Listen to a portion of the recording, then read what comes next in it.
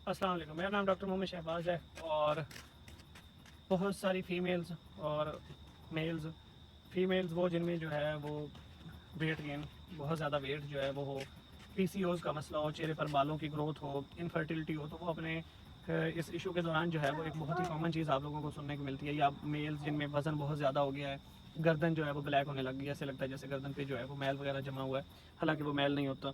और मोके बनने लग गए हैं बगल में, गर्दन पे जो है, जिस्म के फोल्डिंग्स वाले हिस्सों में ख़ास तौर पे जो है मोके बनने लगे हैं। तो आप लोग एक चीज़ बहुत ही कॉमन जो है वो एक लफ्ज़ आप सुनते होंगे जिसको हम कहते हैं इंसुलिन रेजिस्टेंस। तो हम सब जो है वो ज़िंदगी में कहीं ना कहीं परेशान होते हैं कि आखिर ये इंसुलिन रेजिस्टेंस जो है ये क्या है। तो आज हम जल्दी से और बहुत ही जो है वो आसान लफ्ज़ों में डिस्कस करेंगे कि आखिर ये इंसुलिन रेजिस्टेंस ये किस बला का नाम है। इंसुलिन रेजिस्टेंस जो है, हमारे बॉडी में इंसुलिन रिलीज़ होता है।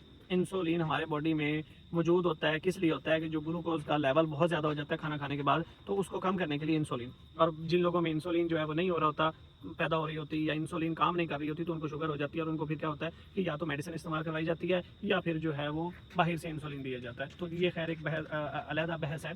इंसुलिन रेजिस्टेंस क्या है? इंसुलिन जो काम कर रही होती है, बाज़ दफ़ा क्या होता है कि इंसुलिन पैदा होती है, इंसुलिन उन रिसेप्टर्स पे जाके लगती है। उन रिसेप्टर्स पे जाके लगने से क्या होता है कि इंसुलिन अपना नॉर्मल काम करवा रही होती है। लेकिन बाज़ दफ़ा क्या होता है कि वो जो रिसेप्टर्स होते हैं जहाँ पे इंसुलिन ने जाके बाउंड होना होता है, अपना काम करवाना होता है, वो इंसुलिन को नहीं मानते। अब फ़र्ज़ करें कि इंसुलिन के 5 जो है वो मेंबर्स जो काम करवा रहे थे, अब जो है वो अगले भाई साहब नहीं मानते। वो कहते हैं कि जी जो है ना वो हम आपका ये काम नहीं करेंगे, हम आपका कहा नहीं मानेंगे। तो वहाँ पे फिर 5 की बजाय 10 और 10 की बजाय फिर 15 और 20 और फिर इस तरह से अफ़राद, इंसुलिन के अफ़राद को बढ़ाना पड़ता है वही वाला सेम काम करवाने के लिए। अब क्या होता है कि हमारे जिस्म में जब ब्लड ज़्यादा होता है, ब्रेन को जो है वो पैगाम जाता है, इंसुलिन आती है और इंसुलिन अपने नॉर्मल लेवल की इंसुलिन आई लेकिन वो काम नहीं हुआ, तो ब्रेन को दोबारा फिर पैगाम जाएगा कि भाई वो काम नहीं हुआ। तो दिमाग को लगता है कि जो है वो इंसुलिन पैदा नहीं हुई, वो मज़ीद इंसुलिन पैदा करवाएगा और ज़्यादा इंसुलिन जो है वो जाके वो काम जो है जो 5 इंसुलिन ने करवाना था, एक फ़र्ज़ी आपको नंबर बता रहा हूँ, वो 10, 15, 20 इंसुलिन जाके करवाएँगी। फिर एक वक्त आएगा कि वो 20 नहीं करवा सकेंगी, फिर वो 50 करवाएँगी। तो इस तरह से एक नॉर्मल ग्लूकोज़ के लेवल को कम करने के लिए हमारे ब्लड में, हमारे बॉडी में इंसुलिन की मिकदार बढ़ती जाती है, क्योंकि इंसुलिन अपने उन रिसेप्टर्स पे जाके लग नहीं सकती। वो रिसेप्टर्स इंसुलिन को कबूल नहीं करते हैं एक नॉर्मल ग्लूकोज़ के लेवल को कम करने के लिए।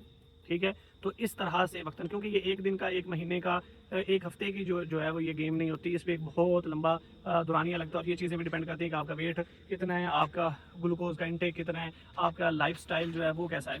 तो किस्सा मुख्तसर इसमें क्या है कि आपका बॉडी में इंसुलिन का लेवल जो है वो दिन ब दिन बढ़ता जाएगा, वो एक नॉर्मल काम करवाने के लिए। तो ये जो लेवल बढ़ जाता है, बढ़ा किस मकसद के लिए, किस वजह से बढ़ा? ये बढ़ा जो है वो आपके रेजिस्टेंस होने की वजह से। तो इंसुलिन रेजिस्टेंस की वजह से आपका इंसुलिन का लेवल जो है वो ब्लड में जो है वो ज़्यादा हो जाता है। फिर वो क्या करवाता है, वो पीसीओज़ करवाता है, वो अकैंथोसिस नाइग्रिकेंस की वजह बनता है, वो बहुत सारी मेटाबॉलिक डिजीज़ेज़ की वजह बनता है। तो कम करने के लिए क्या करेंगे? आप कोशिश करें कि अपने डॉक्टर को जो है वो चेक करवाएँ। अपनी एक्सरसाइज जो है वो आप स्टार्ट कर दें। 45 मिनट्स, 50 मिनट्स की जो है हाई कार्डियोवास्कुलर एक्सरसाइज करें, मीठा ऑयली चीज़ें बिल्कुल बंद कर दें और कोशिश करें कि अपना जो है वो वेट जो है वो कम करें। और क्योंकि इंसुलिन रेजिस्टेंस जो है वो आपके वेट कम होने से ही जो है वो ट्रीट होगा, अदरवाइज़ वो ट्रीट नहीं होगा। Thank you.